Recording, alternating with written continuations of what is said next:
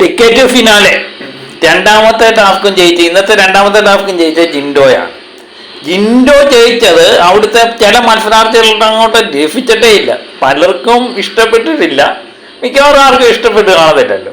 പക്ഷേ ചിലരൊക്കെ തുറന്നു പറയാൻ മടിക്കുന്നുണ്ട്, ചിലവരൊക്കെ തുറന്നു പറയുന്നുമുണ്ട് എന്നുള്ളതാണ്. അതിൽ ഒരാൾ എനിക്ക് തോന്നുന്നു ഫ്രീദുവാണ്. ഫ്രീദുവിന് നേരിട്ടൊന്നും പറയാൻ വയ്യ. ഫ്രീദു അവിടെ ഇരുന്നുകൊണ്ട് പറയുക, നീ പറ ജിൻഡോ കൈ വളച്ചു, കള്ളക്കളി കാണിച്ചു. അപ്പം ജാസ്മിനും പറയുന്നുണ്ട് കള്ളക്കളി കാണിച്ചു എന്ന് പറയുന്നുണ്ട്. സ്വന്തമായിട്ടൊന്നും അഭിപ്രായമില്ലാത്തൊരു വ്യക്തിയാണ് ഫ്രീദു ഇന്നിങ്ങനെ ചൊറിഞ്ഞുകൊണ്ടിരിക്കുകയാണ്. ഫ്രീദുവിന് അർജുൻ ജയിക്കണമെന്നായിരുന്നു താല്പര്യം, പക്ഷെ അത് നടന്നില്ല. അതിൻ്റെ ഒരു ചൊരുക്ക് ഈ ഫ്രീദുവിനുണ്ട്. ജാസ്മിന് പിന്നെ ജിൻഡോ ജയിക്കുന്നതിന് യാതൊരുവിധ താല്പര്യമില്ല. തനിക്ക് പോയിന്റ് കിട്ടാത്തതുകൊണ്ട് ഒരു കാരണവശാലും ജിൻഡോയ്ക്ക് പോയിന്റ് കിട്ടാൻ പാടില്ല എന്നാണ് ജാസ്മിൻ്റെ ഒരു രീതി. അതുകൊണ്ട് ജാസ്മിൻ ഇങ്ങനെ പറഞ്ഞുകൊണ്ടിരിക്കുന്നു. അതുപോലെ തന്നെ നന്ദനയ്ക്കുള്ളൊരു പ്രശ്നം, ഫിജോയോ ഫായിയോ അഭിഷേകോ ജയിച്ചാൽ നന്ദനയ്ക്ക് കുഴപ്പമൊന്നുമില്ല. നന്ദന ആരുടെയും കൈ വളഞ്ഞെന്നോ പൊളിഞ്ഞെന്നോ ഒന്നും നോക്കാൻ പോയില്ല. പക്ഷെ ജിൻഡോ കൈ പിടിച്ചുകൊണ്ടിരുന്നപ്പം ജിൻഡോയുടെ വിരലുകൾ ഇങ്ങനെ അടുത്ത് എന്ന് നോക്കുന്നുണ്ട്. കൈ വളഞ്ഞിട്ടുണ്ടോ, മുട്ട് വളഞ്ഞിട്ടുണ്ടോ എന്നെല്ലാം നോക്കുന്നുണ്ട്. പക്ഷെ അർജുൻ്റെ കൈ വളഞ്ഞതൊന്നും അവർക്കൊന്നും ഒരു പ്രശ്നമല്ല. അർജുൻ പറയുന്നുണ്ട് നിലക്കലത്തെ വിരൽ ഇങ്ങനെ വളഞ്ഞേ ഇരിക്കത്തുള്ളൂ എന്ന് പറയുന്നു. ജാസ്മിൻ്റെ കൈ വളഞ്ഞേ ഇരിക്കത്തുള്ളൂ. എല്ലാവരും എല്ലാവരും കൈ നൂത്ത് പിടിക്കണമെന്നങ്ങനെ പലപ്പോഴും കൈ കഴച്ച് കഴിയുമ്പോൾ സ്വാഭാവികമായിട്ട് കൈ വളയുന്നതാണ്. അത് എല്ലാവരും ചെയ്തിട്ടുണ്ട്.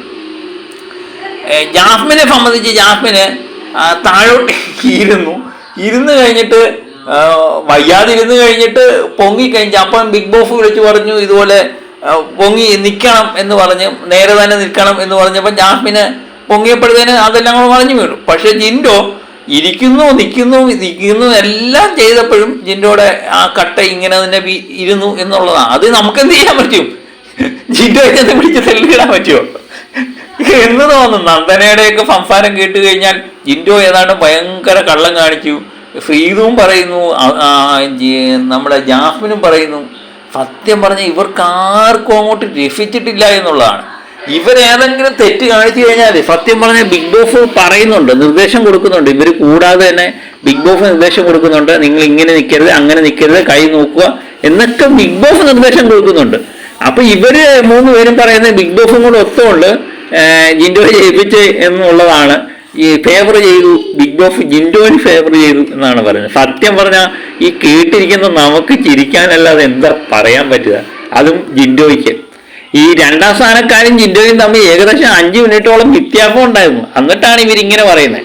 അവർക്ക് ഒരിക്കലും പ്രതീക്ഷിക്കാൻ പറ്റിയില്ല, കാരണം ജിൻഡോ ജയിക്കുമെന്ന്. കഴിഞ്ഞ ടാസ്കിലെന്ന് പറഞ്ഞാൽ അത് ജിൻഡോ മാത്രമേ 5 ഇത് കിട്ടിയത്. അതിനകത്തൊന്നും പറയാൻ പറ്റത്തില്ലായിരുന്നു. കാര്യം ഇച്ചിരി ഫൗള് കാണിച്ചു കഴിഞ്ഞാൽ അതെല്ലാം കൂടെ മറിഞ്ഞു വീണേനെ. പക്ഷെ രണ്ടാമത്തെ ടാസ്കിലും അവർ പ്രതീക്ഷിച്ചില്ല ഇങ്ങനെ ജിൻഡോ കയറി വരും, ഞങ്ങൾക്കൊന്നും പോയിന്റ് ഇല്ല, ജിൻഡോയ്ക്ക് പോയിന്റ് വന്നു, എന്താ പറയുക അല്ലേ? ആ അവസ്ഥയിലാണ് ഇന്ന് ബിഗ് ബോസ് നമ്മൾ കണ്ടത്. ബാക്കി ആരും ഒന്നും പറയുന്നില്ല കേട്ടോ. അപ്പം നമ്മുടെ ഋഷി പറയുന്നുണ്ട്, നിങ്ങൾ എന്തോന്ന് കിടന്ന് ഈ ബഹളം വെക്കുന്നത്? ഏതെങ്കിലും ഫൗള് കാണിച്ചു കഴിഞ്ഞാൽ ബിഗ് ബോസ് തന്നെ പറയുന്നുണ്ടല്ലോ അതങ്ങനെ ചെയ്യാൻ പാടില്ല, ഇങ്ങനെ ചെയ്യാൻ പാടില്ല, നിങ്ങളെന്തോ ബിഗ് ബോസ് പറഞ്ഞോളൂ, ബിഗ് ബോസ് ഇതെല്ലാം കണ്ടുകൊണ്ടിരിക്കുകയല്ലേ എന്ന് പറയുന്നുണ്ട്. അവസാനം ഇവർക്കേറ്റം ഏറ്റവും ഒരു പണി കൊടുത്തോണ്ട് ബിഗ് ബോസ് പറയുന്നു, ജിൻഡോ നിങ്ങൾ എന്തായി കാണിക്കുന്നേ എന്ന് ചോദിച്ച് ബിഗ് ബോസ് ഞെട്ടിപ്പോകുന്നുണ്ട്. കാര്യം 12 മിനിറ്റ് 31 സെക്കൻഡോളം ജിൻഡോ പിടിച്ചോണ്ടിരുന്നു, ഒറ്റ കയ്യിൽ പിടിച്ചോണ്ടിരുന്നു എന്ന് പറഞ്ഞാൽ ഞെട്ടിപ്പോയി എന്നുള്ളതാണ് ബിഗ് ബോസ് തന്നെ. ബിഗ് ബോസിന്റെ ചരിത്രത്തിൽ തന്നെ അത് കണ്ടു ജിൻഡപ്പൻ. അപ്പൊ അതും കൂടെ പറഞ്ഞു കഴിഞ്ഞ് കഴിയുമ്പോൾ ഇവരുടെ അസൂയ ഒട്ടും അടുക്കാൻ വയ്യ. ഇനി എന്തൊക്കെ കാട്ടിക്കൂട്ടുമെന്നല്ല കണ്ടത്.